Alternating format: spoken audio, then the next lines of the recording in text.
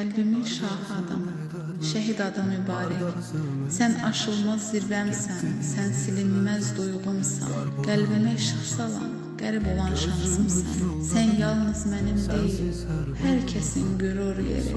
Sən yalnız mənim deyil, hər kəsin an yerisən. Sən həyatın anlamı, sən arzumun ilkisən.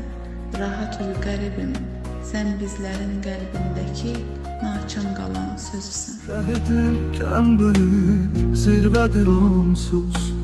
Qəribin mərdliyi, tükənməz sonsuz. Qızın ümidənin, xoş günü sənsiz. Keçməyir çətindir, qərib şəhidim. Kifayət göz yaşı tökür illərlə. Yolunu gözləyir yaşlı gözlərlə. Dualar yollayır uca göylərə. Deyirik hardasan çıx gəl şəhidim. Hardasan ey qardaş, hardasan ey yar. Getdiyin yerlərdə qar boran mı var? Gözümüz yoldadır, sənsiz hər bahar. Soyuqdur evimiz, sənsiz qəlibim.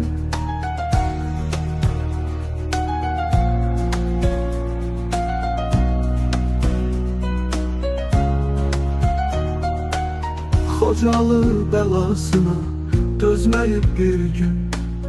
Cəbhəyə yollandı, çəkərək süngü. Qız gəlin fəryadı, qəlbində miskin.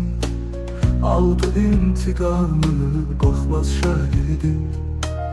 Həkimlik adını uca tutaraq, yaralı əskərə arxa çıxaraq.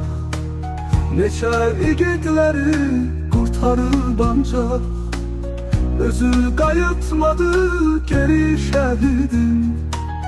Hardasan ey qardaş, hardasan ey yar.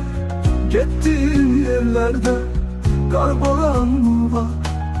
Gözümüz yoldadır, sənsiz hər bahar. Soyuqdur evimiz, sənsiz qəlibim.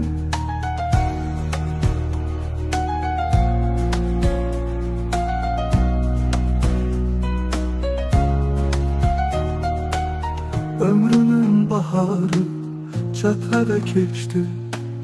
Cavanlıq dadmayı vətəni seçdi. Bir əskər uğruna canından keçdi. Üst tutub ölümə